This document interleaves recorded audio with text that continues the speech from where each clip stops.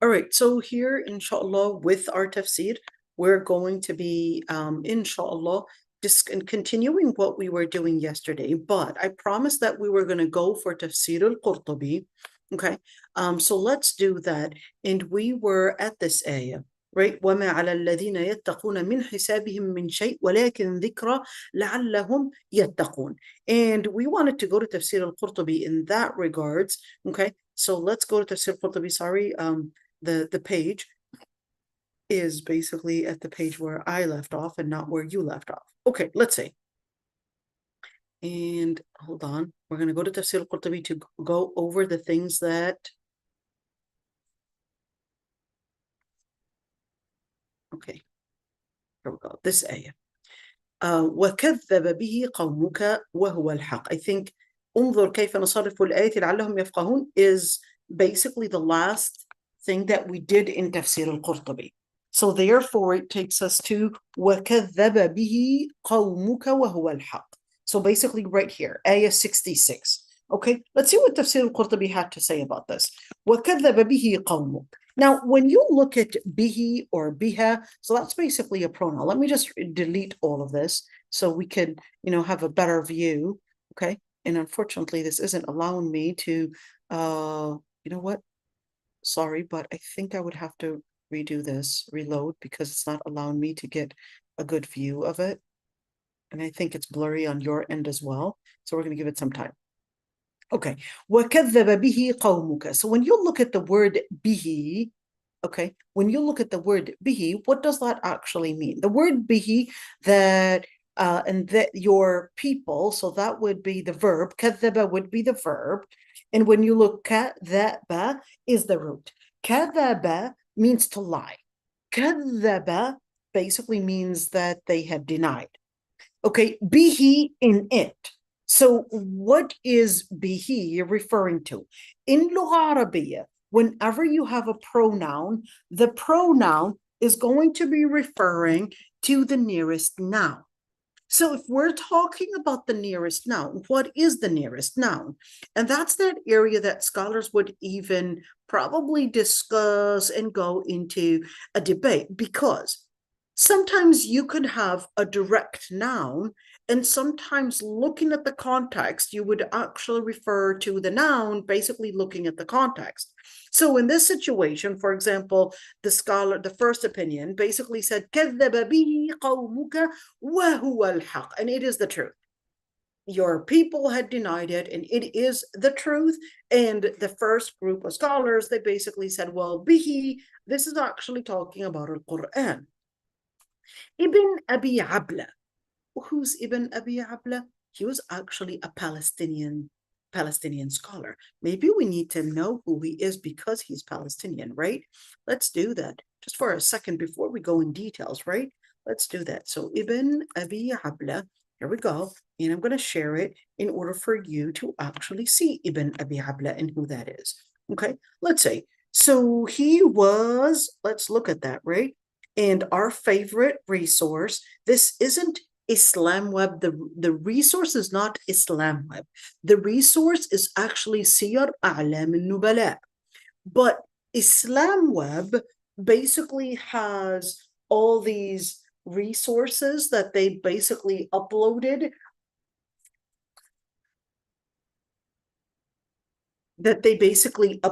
as books, and they made it available basically for the researchers and for us. So the book, it was actually uploaded on their website, and it was made easy access to us. So this book is called Siyar A'lam al-Nubala. It's actually one of my favorite books. It's a huge book. It's almost in give or take maybe 20 volumes, at least in some prints. Some other prints has basically made it into 30, but it's in 20 volumes.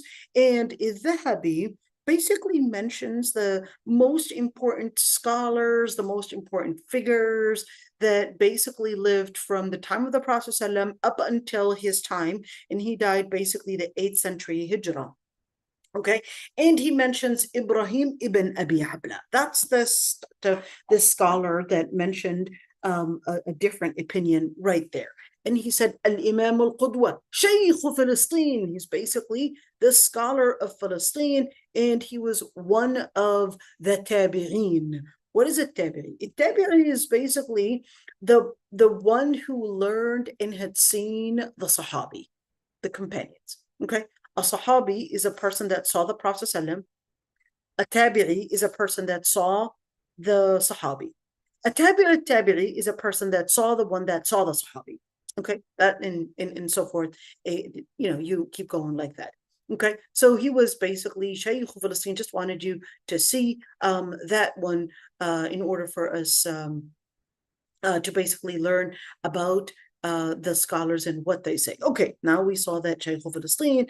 Let's go, right there, and go back to what we were talking about. He basically said, or at least recited that qira'ah, وَكَذَّبَتْ.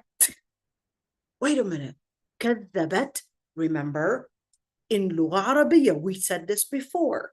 We said in Lugha Arabiya that when you have the noun is a plural, that in Lugha Arabiya, they can add a ta to the actual verb. Remember, we did this before. Let's see which ones did we do it to.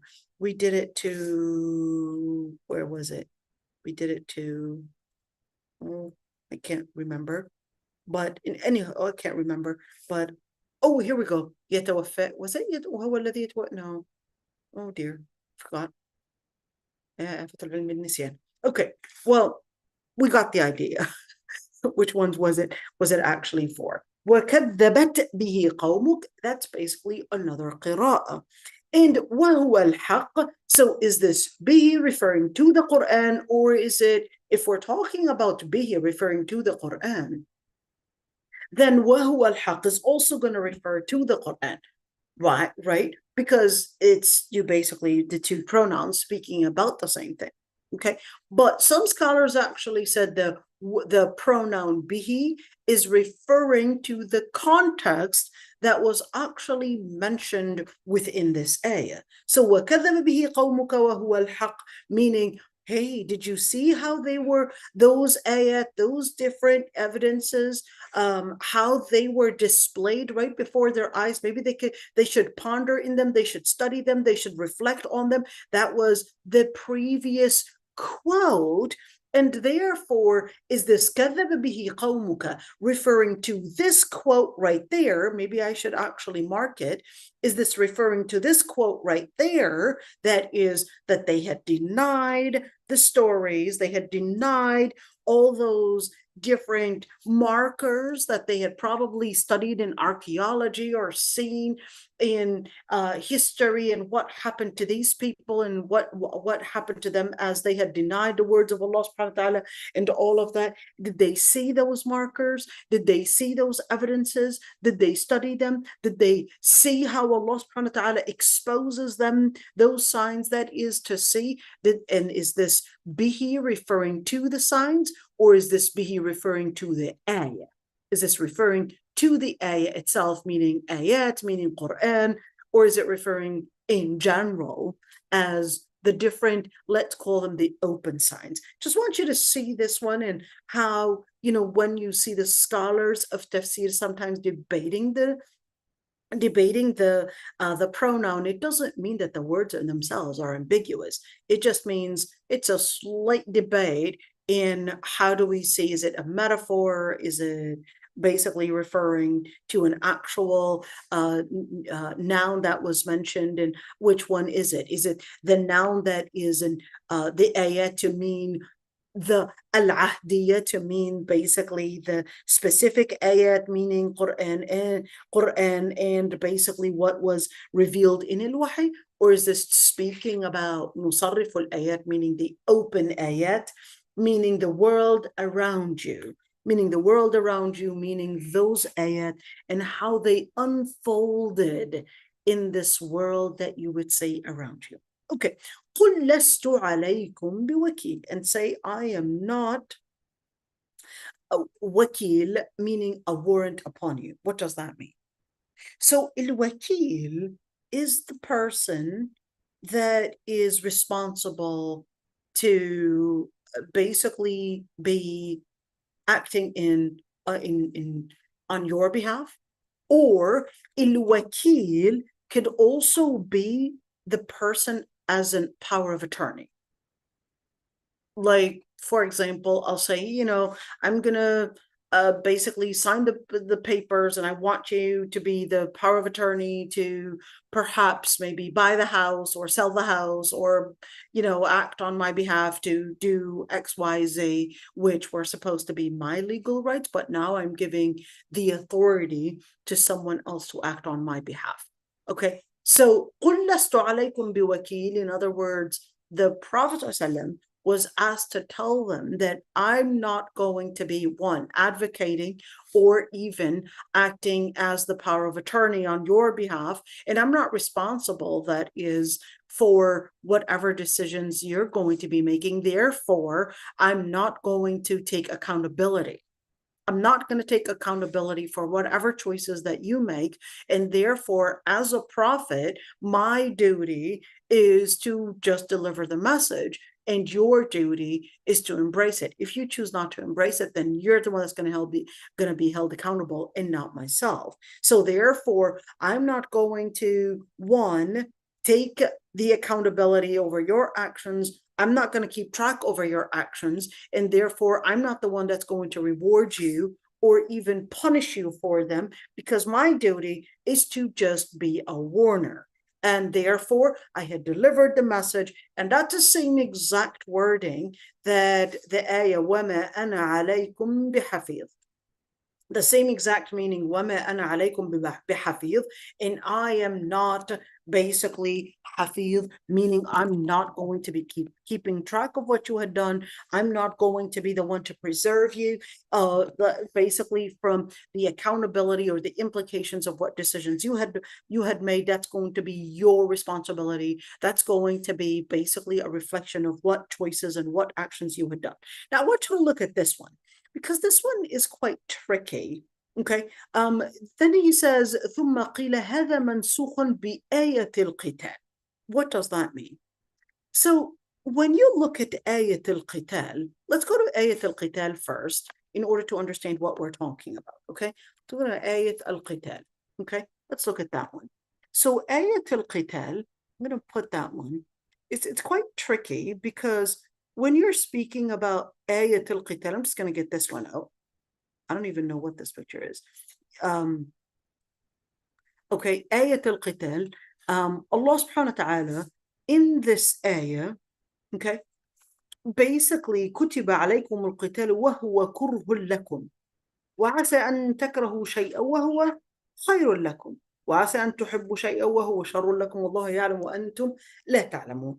Is this necessarily ayat al-qital? No, it's not. It's an ayah that basically had al-qital in it. Ayat al-qital is, no, that's not. So ayat al-qital, hold on, because that one is in Surah al-Tawbah.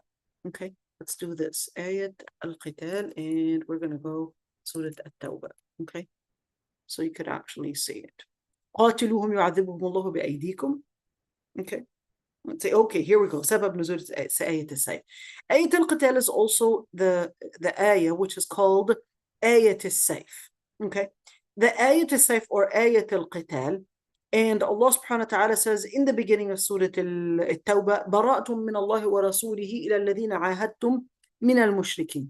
And then it continues, and فإذا انسلخ الأشهر الحرم فاقتلوا المشركين حيث وجدتموهم. This is basically the quote of آية القتال. If the months of al-Muharram, they are finished, then فَقْتُلُوا الْمُشْرِكِينَ حَيْثُ وَجَدْتُمُوهُم. Then slay and kill the disbelievers wherever you may find them. Okay, now here's one thing. If you were to take the quote out of context, it sure sounds like you're just killing everybody. Okay, that's not what the ayah is basically saying. This basically was giving them a certain amount, a certain time, based on a certain agreement, and certainly فَإِن تَابُوا وَأَقَامُوا الصَّلَاةَ وَآتَوُا الزَّكَاةَ فَخَلُّوا سَبِيلَهُمْ إِنَّ اللَّهَ غَفُورٌ رَحِيمٌ. Okay, so if they basically, that was during the time of Kuffar Quraysh, when they were residing in Mecca, and certainly they had persecuted the Muslims in Mecca. Then later, the Muslims in the 8th year Hijrah, they basically would take over and certainly take over Mecca, and it becomes under Muslim rule. Okay, but there were still disbelievers or pagan Arab that were still living in Mecca, and there were certain times that they were given for a certain amount of time that they would be given the protection, and also a certain amount of time that they could choose to basically choose Islam or leave. Why? Because they had a history of persecuting the Muslims, of causing, of course, all the warmongering. So since you had a history of warmongering, since you had a history of killing Muslims, then in that situation, we're going to give you some amount of time to basically figure yourself out, but that's it. There's going to be a new rule, and you're going to be leaving. If you're not going to be leaving, then, and you're not going to figure yourself out, then you're going to basically face one thing, which is the punishment of treason that you had committed before. That was that ayat al-qital or ayat al-sayf. Now, some scholars for ayat al-qital and ayat al-sayf, some scholars actually went really far in considering that ayah had abrogated over 70 ayat. That's a very large number to actually claim. Okay, some actually went even more and some went less. So here's the thing. When we look at the context, it's extremely important to study the context, one, history, and the revelation of those ayat to really understand whether this was abrogated or not. So you had other scholars that said, no, it's not abrogated because it just is giving me right there a statement, a fact that they had denied the words and it is the truth, and then say lastu alaykum biwakil. Why would anybody say that this was abrogated? Because lastu alaykum biwakil, they said, well, at one point the Prophet ﷺ didn't have the power, but now he has the power to rule in Mecca. And now that he has the power to rule in Mecca, he can make the final decisions. He can advocate for a certain idea, and therefore he can rule on what decisions are going to be made with this new governance, basically, that is under his rule. Okay, so that's why the first group of scholars that said it was abrogated, that was their defense. The other scholars that said it wasn't abrogated, they said, well, this is not necessarily something that the Prophet ﷺ could, even if they had chosen to not believe in Islam, the Prophet ﷺ had no power, and it was not within his jurisdiction to force anybody to become Muslim. In other words, in Islam, in general, Allah subhanahu wa ta'ala says that there is no compulsion in religion, and therefore, لا إكراه في الدين. لا إكراه في الدين, meaning you cannot force in religion. Is this لا إكراه في الدين, meaning that we can't, for example, force my son or my daughter to do certain haram things or not do certain haram things? No, this is talking about لا إكراه في الدين in general, to enter the faith or leave the faith. You cannot force the person to become Muslim.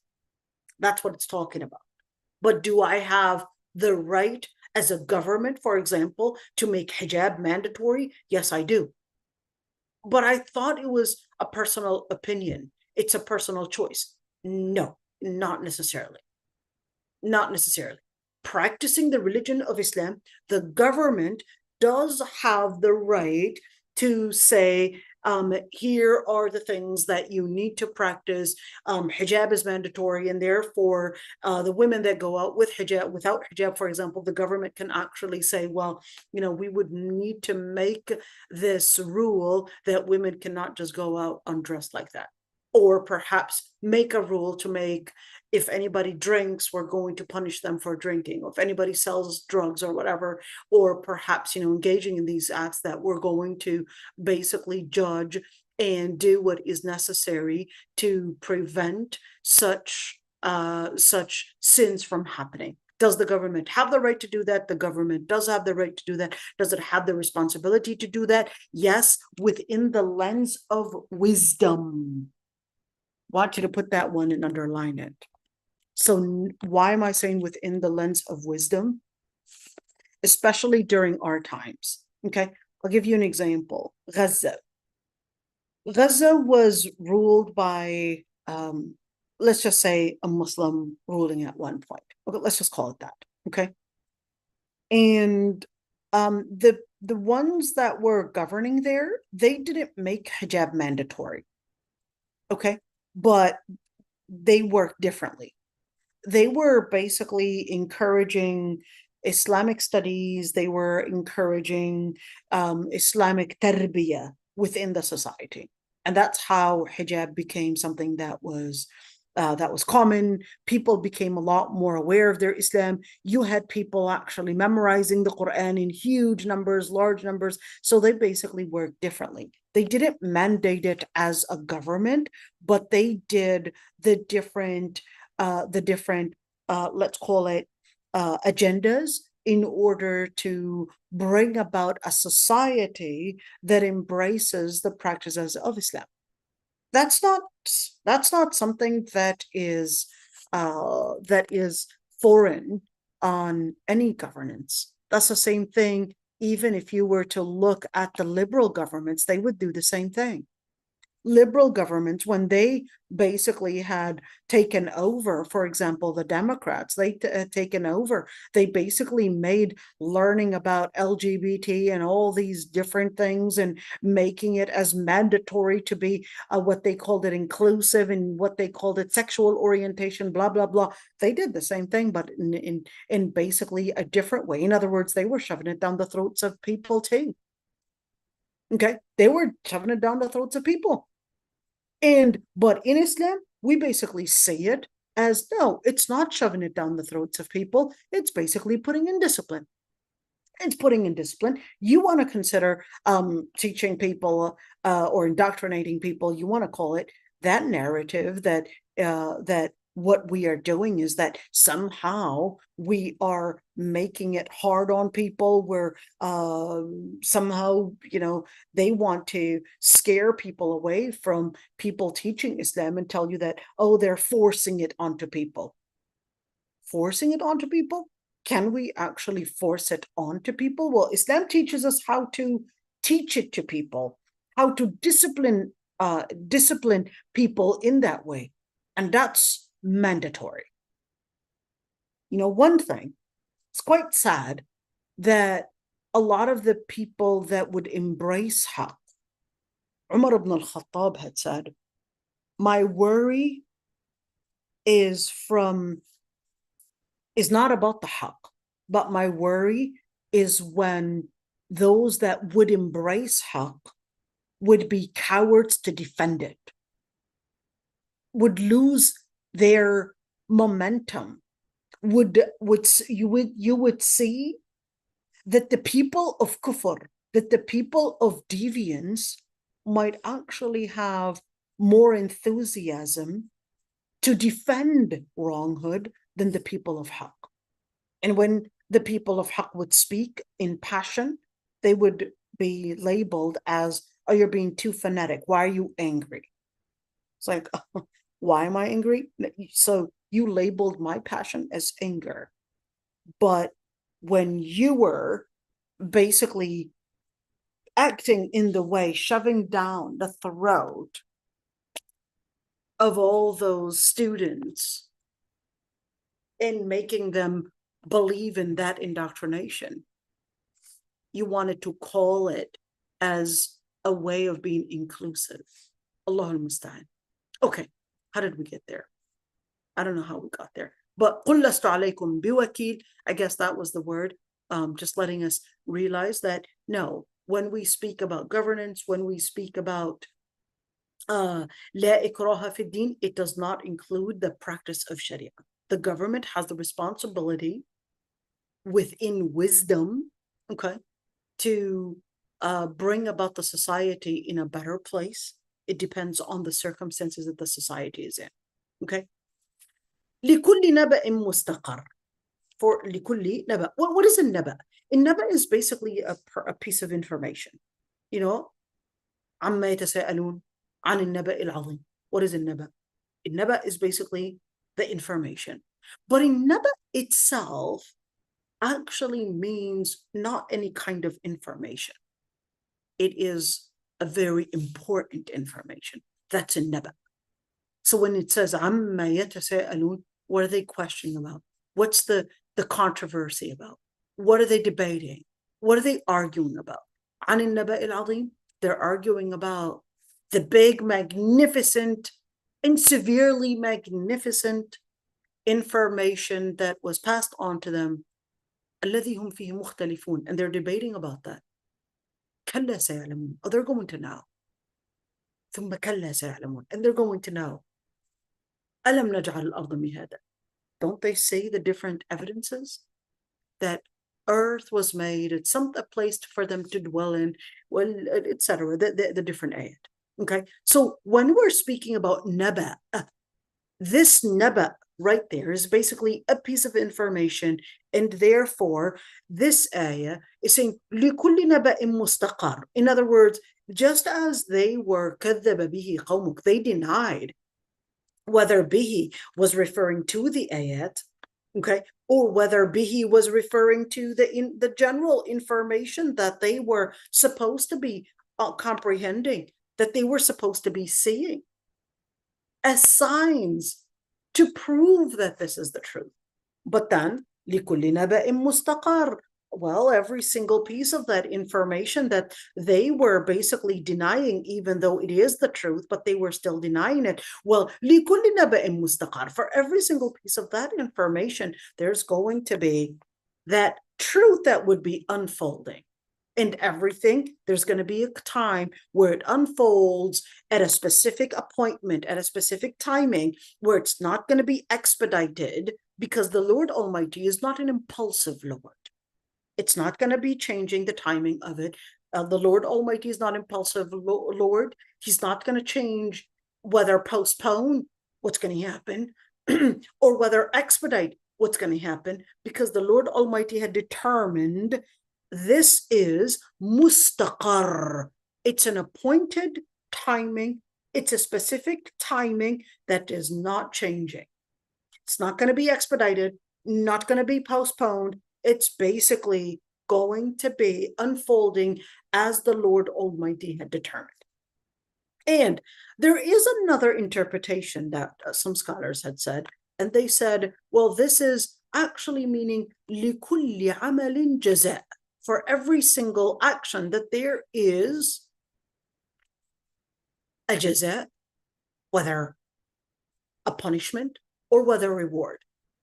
So why did they actually say that? How did they get there? So they got there, they said, if we're speaking about information, it's not that just any information. This is talking about the information in regards about you.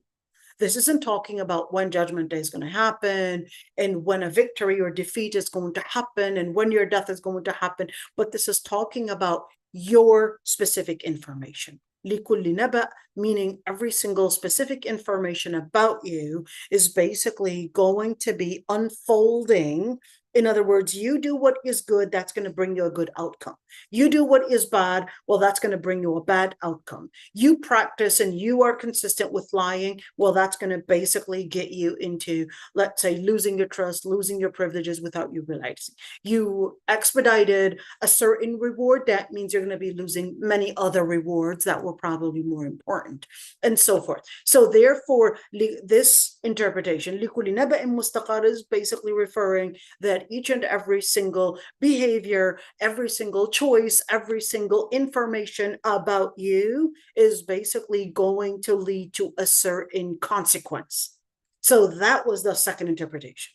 Every single information every single behavior, every single decision that you had taken is basically going to lead to a specific consequence. In other words, don't expect your lies to lead to salvation. There's no way. Lies basically lead to a certain path. Killing leads to a certain path. Destruction, stealing leads to a certain path. You had chosen to basically take a certain path. Don't expect it to unfold differently. You had chosen the path of sin. That path is going to unfold in a punishment, in perhaps a way that is going to, whether in this dunya or in the akhirah, that is going to unfold, whether as you as an individual or whether on the society. It's basically telling us that there is a certain paradigm. You're not going to change the paradigm. You don't have the power to change the paradigm, but you do have the power to change your will, your decisions, and certainly your behavior in order to change the outcome. So that's لِكُلِّ نَبَإٍ مُسْتَقَرٍ. Subhanallah, when you see those two different tafseers, and both in اللغة العربية, there's something called balagha. What is al-balagha? Al-balagha is eloquence.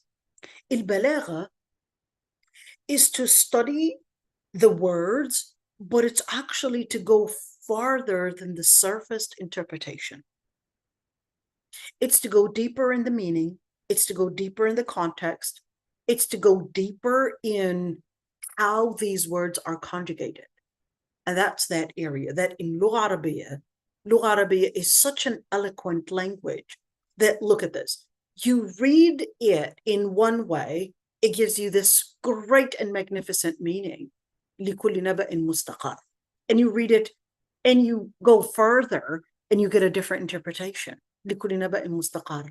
And again, a beautiful, deep meaning. And that's why when you actually do the English translation, and the English translation, just gives you one side of the story, and you don't really get the whole side of the story just by reading the English translation. You don't get the English translation to give you this kind of depth in tafseer, لِكُلِّ نَبَإٍ مُسْتَقَرٍ, for the same لِكُلِّ نَبَإٍ مُسْتَقَرٍ, 3 words. And it gave me 2 different interpretations and 2 eloquent interpretations as well. Let's see. So in general, if these 2 different interpretations, are they contradictory? Al-Hasan explained, well, from a different area. He said, well, it's not they're contradictory per se, but it's basically here a threat from Allah subhanahu wa ta'ala to the disbelievers on Judgment Day, because they would recognize the truth, but they did not believe basically in the resurrection. They didn't want to believe that Allah subhanahu wa ta'ala was basically creating this life for a purpose, and they have to live up to the purpose. And that's basically what Allah subhanahu wa ta'ala was letting them know. لِكُلِّ نَبَإٍ مُسْتَقَرٍ. You're not going to change. So in other words, you're not going to change the reality. You have to live up to the reality. You're not going to change the reality. And number 2, you're not going to change the outcomes of what? 1, decisions, what? Behavior, and certainly you're not going to change the outcome of your decisions, your behavior, and your will, because the outcomes are determined by Allah subhanahu wa ta'ala. The outcomes are determined by Allah subhanahu wa ta'ala, but you can change the outcome by changing your will, by changing your behavior, and by changing basically the decisions that you make. That's how you change your outcome. You don't have the power to change the outcome, but you have the power to change yourself in order to guarantee a different outcome. And this is extremely important to also teach our children, because many times we would want to battle with reality, especially during our postmodern times, that it's all about, hey, I'm creating a new vision of myself. This is something new. I'm basically trying to display something new about myself, that I'm different, etc. And then what they're really doing is that they're manipulating themselves. You don't change the reality. You discover reality. You don't change it. You don't change the truth. The truth is discovered. You don't make truth. You don't make truth. Truth is what Allah subhanahu wa ta'ala had basically designed and set. لِكُلِّ نَبَإٍ مُسْتَقَرٍ. There's no change to truth. And that's on that interpretation. لِكُلِّ نَبَإٍ مُسْتَقَرٍ, meaning you don't change truth because it was already determined by the Lord Almighty. Every single piece of information that is basically determined by Allah subhanahu wa ta'ala, and therefore your duty, وَسَوْفَ تَعْلَمُونَ, and you will see that the truth does not change. The truth is determined by Allah subhanahu wa ta'ala, but you either live up to the truth or you try to perhaps manipulate yourself and bend yourself in different ways to probably think that you can alternate truth. You're never going to be capable of alternating the truth. Okay, because Allah subhanahu wa ta'ala had basically determined it. Let's see, another interpretation said, well, this was basically on the day of the Battle of Badr, Allah subhanahu wa ta'ala was basically threatening the disbelievers, لِكُلِّ نَبَإٍ مُسْتَقَرٍ, that, you know, they're all that information and every single area that we were basically foretelling you, that is the Prophet ﷺ, foretelling the disbelievers about Yawm al-Qiyamah, etc. They're going to then know the truth of it. If they choose to go the wrong path, then they'll eventually know it. Let's see, there's a very interesting thing.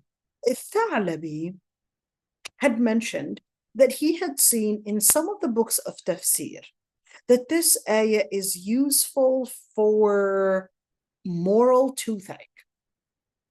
So toothache, and that if it was written on a manuscript and it was put on a tooth, that it would basically, it would heal it.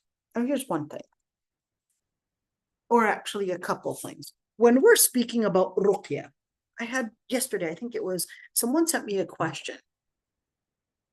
And she said that she went to this sheikh. I don't know if he's, you know, a real sheikh or not, but right now, of course, we know that many of those imposters and scammers would, you know, put on the cloak of a religious person, because a religious person would look like a person of integrity. So they would basically put on an appearance of integrity in order to get around and basically at least put, let's call it a halal label on themselves, to give themselves credibility. Okay. Now, the question was, so she goes to this person, this sheikh, whatever. Okay.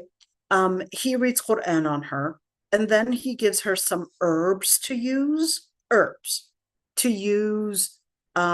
in different ways, to boil it, drink it during the morning, evening, whatever it is.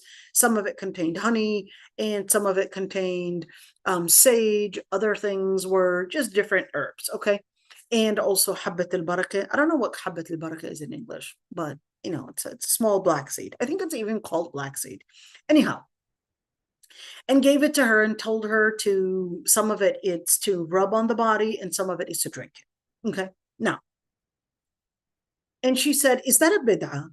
So two things. That's the question. Is this a bid'ah? And is this what we're talking about right here? Is this a bid'ah? Okay, two different stances on this. When we're speaking about ruqya, this would even be called a ruqya, okay? Ruqya can be words of Quran that you might recite, okay? Or dua that you might recite. Two, ruqya could also be, well, you know, I'm using honey and I'm probably maybe using black seed and some drops of probably maybe I don't know, flower seed oil, whatever it is, and then I'm basically giving it to you, telling you that it's really good for diarrhea, it will treat you. In other words, homeopath medicine. Okay, even though I'm not specializing that, whatever, but let's just say somebody gave that. Okay, so don't take that as a prescription from me. I'm just, hypothetically speaking. Okay, so someone can actually give that. And do we have any evidence? There is a book called al-Nabawi. If I were to perhaps nominate a book with the most ahadith that are not authentic, that would probably be that book, al-Nabawi. Okay, al-Nabawi, the prophetic medicine, is probably one of the most books to contain fabricated ahadith. Okay, Islam, the Prophet ﷺ, was not a prophet of medicine. Certainly, Islam has some good tips, but is not a medical institution. Okay, it's a religious institution. It's a place of guidance and not a place of medicine. Okay, now, yet there is a hadith where the Prophet ﷺ in Sahih Muslim had said, لا بأس بالرقى ما لم يكن فيها شرك. That ruqa, they're permitted as long as there's no shirk in it. There's no associating partners with Allah subhanahu wa ta'ala. There's no sign or any relationship to probably, superstition, demons, whatever it is, any superstition in it. Okay, that it would be permissible. Now, some scholars took that in the broad sense, and then they embedded their own experience, okay, and said, well, with my experience using a black seed and with olive oil and crushing it and adding some, I don't know, rose water, whatever, and drinking it 3 times a day, that basically healed me, or hey, I gave it as a prescription to someone else, and hey, they had this illness and they were doing just fine. Okay, and they basically got cured. So can we use our own experiment/experience to probably maybe get from the prophetic medicine? The Prophet ﷺ talked about honey, talked about black seed, and the Quran talks about pomegranates, and the Quran talks about maybe figs, certain things. And then I'm getting that inspiration that these different fruits, vegetables, whatever it is, and produce, that it contains some healing. And then I would use those things to do some treatment for certain things. And along with it, I'll probably read Quran on that solution that I probably made using, those things that I got an inspiration from. Okay. Number 1 is that the first scholars, they basically said ruqya is supposed to be something that is prescribed by the Prophet ﷺ. That was the first opinion. They were really fanatic about using ruqya outside of al-ma'thur, outside of what the Prophet ﷺ had prescribed. That was the first opinion. Why? Why would you support that? Well, they said, if we're going to open the doors of people attributing something to the religion, and that it contains barakah, it contains a blessing, it basically is somehow attributed to the religion, then this is going to open the doors wide to superstition and possibly getting into the same exact result as other faiths and other superstition and other sorcery and all of that. And then people are going to abuse that, and the scammers are going to abuse that, and that's going to basically make a lot of people being victims to scamming. And that we don't have evidence on that. Therefore, saddan lidhara'i, that was their argument, to close the means of evil, whether we're speaking about wrong prescription or whether we're speaking about deviance in superstition, then we would have to basically close the means of evil and totally discourage from these kind of wrong prescriptions, even if it's based on experiment. Okay, that was the first opinion. The second opinion said, well, no, we disagree with you because the hadith said, as long as there's no shirk in it, if there's no superstition, and these people, they basically, with their own experiment, they used honey, used, I don't know, clove oil or whatever it is, and read some Quran on it as a blessing, and they found treatment and healing in it.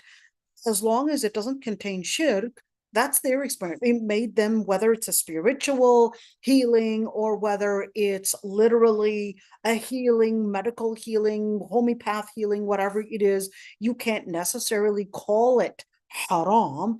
Maybe you would want to not consider it as the right treatment. Well, fair enough, but you cannot necessarily describe it as haram or / an innovation / bid'ah. Okay, that was the second opinion. They said, as long as it doesn't contain shirk, they want to believe that it's good for their eczema to use this honey and, I don't know, mix it with some petroleum oil or whatever it is. Good for you. I hope it works, but for you, and they wanted to read Quran on it. Let's just hope it works for them. And what if it did work? Well, good for you. We'll let the scientists explain why this worked and how this worked. You probably got the solution that basically worked for your body. Okay. And that was the second opinion. Now, so with the second opinion that basically considered that as long as it doesn't contain shirk, we cannot describe people's experiments, people's experiences as haram if they wanted to use non-shirk methods. Then therefore, that was the second opinion. Okay, so when Thalabi had mentioned that he had seen that in some books of tafsir that was something that helped with dental issues and dental problems, okay, to write some ayat, or at least this ayah in particular, لكل نبأ مستقر وسوف تعلمون, write it like on a piece of paper, put it on your tooth, and that was going to be giving you treatment. Okay, just because it was mentioned in tafsir, definitely a dentist would definitely tell you, please do not do that and come to my office, because I'm telling you, your tooth is decaying and decaying fast, and if you don't do something about it, that decay is going to go into your nerves, and you're probably going to need maybe a root canal. And if the root canal does not get treated, then you're talking about probably decaying the bones and probably decaying even further in your brains and all of that. So please do not use this ayah as an evidence. That's what a dentist would tell you. This is absolutely not something that is evident, and not something to have any reference, not any resource. So in that situation, if a person said, sorry, I'm not going to believe that, this is basically superstition and we cannot accept that, that would not make them a kafir. That would not make them a kafir. We would say, that's okay. You could say that. And another person might say, well, you know what? I really want to try it. And I tried it. Not me personally. I would never try it. But someone said, I tried it and it worked. Okay. For example, let's say someone said that. Am I going to jump and actually say, you're a liar? That's impossible. I'll say, well, I hope it worked, but I would really go and get an x-ray just to make sure that it really worked, and that you are not psychologically healing yourself, and that the pain is probably more of going away as let's call it as a psychological thing, but the actual decay might actually continue and probably get to your root canal, and then you're really going to say whether that is going to help you or not. Then you're really going to be going to a dentist. Okay, any questions about ruqya? Here's a sister saying, wouldn't then the government be blamable in Sharia for not insisting on applying certain aspects of deen like hijab? Yes and no. Let me explain that. Yes, it would be when we apply Sharia, okay, when we apply Sharia, we would definitely have to apply, when we rule, we have to apply Sharia. But when we apply Sharia, we would also have to take in consideration the society and the situation that we are in. Like, for example, let's look at Syria right now. Would I blame Ahmed al-Shara for perhaps not applying Islam in detail and Sharia and all of that? I personally would not. You know what's going to happen if you're going to apply everything right now? He's not going to be lasting in bringing in a change. I want you to look at this situation. He's not going to be lasting in making any change. And the change that we're talking about right now is preserving people's lives. That's what we're talking about. We're talking about either a Bashari secular government that really traces back to Bashar al-Assad's government that was killing people brutally in the most brutal way ever, probably the most brutal government in modern history. And I would probably even say we haven't had such brutal governance in probably maybe over 100 years anywhere in the world. I don't think we had had anything that brutal. I don't think so. Anyhow, if you are looking at the situation, are we going to apply this and then probably have all these superpowers intervening? Oh no, Sharia is going to be applied. Women are going to be prevented from work. Women are going to be ordered and basically forced into hijab, and all of the media outlets are basically going out there already using the stereotypical images against Islam, and then perhaps instead of protecting the lives of people, then we're probably going to square one. So considering that this is in the process to basically protect the lives of people, to at least start with a governance that is putting in the foundation of justice, to down the road perhaps bring in one, not only protecting people's lives, but also protecting justice in preventing further harm. So it's like delaying and doing and using wisdom to bring about at least the basis within the society. So we're speaking about, just not long ago, Turkey. Hijab was not allowed, Adhan was not allowed, Quranic schools were shut down, etc. Then, of course, I'm not saying Erdogan is necessarily, a Muslim leader, but he at least contributed to bringing in a safer environment for those that want to practice the religion. Now you see more Quranic schools open. Now you see women are allowed to wear hijab without it being stripped off from them at the thresholds of universities, or probably even prison for wearing hijab, or etc. Now you're hearing the adhan in Istanbul, and you're hearing all of that. Now that, am I going to necessarily say that Erdogan is necessarily in a Muslim power? He literally is saying that he's a secular leader. Okay. But definitely we could see a good contribution that brought in a good implication, at least.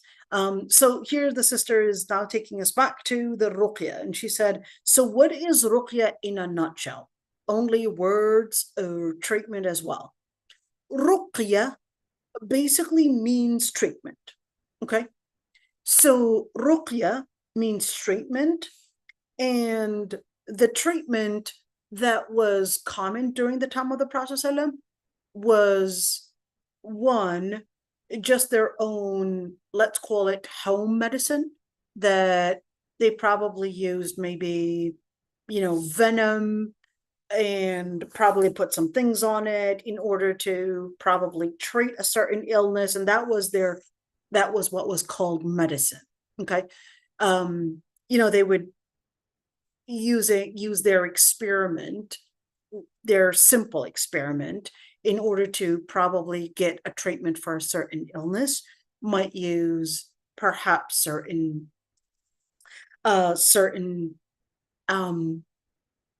herbs, maybe certain things, and mix it together, and that was their medicine. Okay. Now, later on, there was a story. So this group of Sahaba, okay, they basically go, whether it's a journey, a mission, whatever, and then in the middle of the way, they come across this village. And then the people in that village, they come to that Sahabi, or those Sahaba, even though the Sahaba, they had asked them for food earlier and water. But ironically, the people in that village, they refused to give them water and food. Okay. But then they would still have the audacity to come to them and actually ask for treatment because their chieftain was ill. So they said, do you have any ruqya? Do you have any treatment, any medicine that you can give for our chieftain? He's really ill. So that Sahabi basically says, yes, I do. I do. As a matter of fact, I do. But on a condition. I would treat your chieftain on a condition that you would give me 30 heads of sheep if he gets cured. Very well.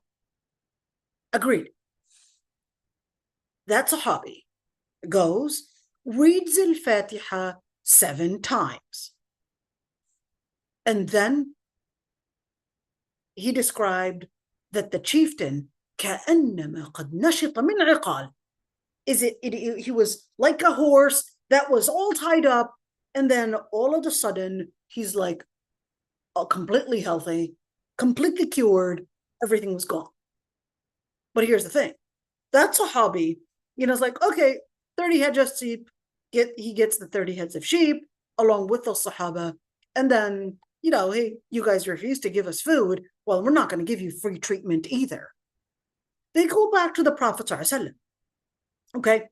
And then the Prophet ﷺ, of course, they questioned whether that was halal. This is the story, this is what we did. And that was basically our pay. That was the payment done for the 7 times reading Surah al-Fatiha. And is this halal to take? So the Prophet ﷺ had actually said a statement, and he said, أحق ما أخذتم عليه أجرا كتاب الله. The best of what you can take a reward, or let's say an honorarium, or a stipend for, or a payment for, is the book of Allah subhanahu wa ta'ala. اضربوا لي معكم بسهم. Give me a share of that. They gave him basically 1 goat or 1 sheep. Okay. The Prophet ﷺ basically got one. But he asked him one thing. He said, how did you know it was a ruqya? He said, I sensed it. Here's another part of it. He said, I sensed it. So if he sensed it, can I sense لِكُلِّ نَبَإٍ مُسْتَقَرٍ, and actually sense that, what? That other day, my arthritis was kicking in, and I put my hand over that arthritis, and I said, لِكُلِّ نَبَإٍ مُسْتَقَرٍ, لِكُلِّ نَبَإٍ مُسْتَقَرٍ, لِكُلِّ نَبَإٍ مُسْتَقَرٍ. And wow, it worked. My arthritis felt better. Can I do that? Can I sense something like this, even though I don't have an evidence? So the first group of scholars that we talked about earlier, they said, no, you can't do that, because if we're going to open the doors of people actually making their own ruqya using ayat and all of that, then this is going to be endless. And the outcome is that many people are going to think that they could seek treatment using these methods, and we're going to end up basically seeing the number of cases on the rise because they chose the wrong medication and did not understand Islam correctly. The second group of scholars, they said, well, no, why not get treatment? It's okay, go and see your rheumatologist for your arthritis, and hopefully they can figure out a treatment for you. While you're seeing your rheumatologist, you can probably, perhaps then, while you're doing that, you can do your own ruqya. Not only on your tooth, but perhaps on your arthritis. Good luck. And at the end, it's basically an inspiration. So now the side opinion of scholars, they said, well, did Abu Sa'id al-Khudri, when he actually did that ruqya 7 times, did he know prior to that that was something that the Prophet ﷺ had done? No. That's why the Prophet ﷺ said, how did you know it was a ruqya? The Prophet ﷺ asked him, how did you know that it could work? And he said, I sensed it. Okay. So therefore, can I use with the same concept that I sense that this ayah could be a ruqya and I could use it? Can I use that sense of mine and actually say, I'm sensing that this could probably work for my arthritis. And I'm going to say, and wipe over it. And I'm going to use probably, I don't know, maybe olive oil and keep rubbing for 40 days. Can I use that? You could. Or perhaps another one. For example, a girl wants to get married and she was told that رَبِّ لَا تَذَرْنِي فَرْدًا وَأَنْتَ خَيْرُ الْوَارِثِينَ, that if you were to say that for 40 days, that Allah subhanahu wa ta'ala is going to answer your dua and probably give you maybe a pious husband. Okay. Or maybe if you didn't have any babies and you wanted children and you read that after Fajr, رَبِّ لَا تَذَرْنِي فَرْدًا وَأَنْتَ خَيْرُ الْوَارِثِينَ, for a number of different days. And then you probably got a baby. Okay. Well, I mean, not that fast, but right. Is that something that I have an evidence to prove? Well, I know that Prophet Zakaria made that dua, but that's all I know. But I don't have any evidence that I can actually read that for, or even prescribe it to a sister that is wanting to get married or probably wanting to have children. I don't have any evidence to use it as a prescription. Well, can I prescribe it based on my experiment or based on me sensing it or getting the inspiration? That's the second opinion. I hope I answered that one. I know we kind of really went, we kind of went into so many different subjects, right? And this is sister saying, I love that, man. Ahmed al-Shara. You love Ahmed al-Shara? Okay, well, I hope Allah subhanahu wa ta'ala can give him the best of guidance. I just learned one thing: I can't judge to know whether I would necessarily judge someone that is alive, whether they are basically on the right path or not. Inshallah Rabbil Alameen would give them guidance. Inshallah Rabbil Alameen would give them wisdom. Inshallah Rabbil Alameen would protect anybody that is working for the sake of Islam. Let's say it that way. That's what I would do.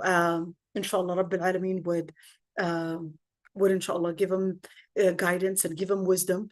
And anybody that is working for the sake of Allah subhanahu wa ta'ala, may Allah subhanahu wa ta'ala give them protection as well.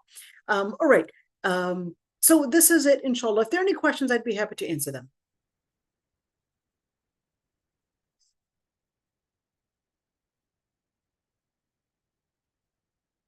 All right, Ameen Ya Rabbi.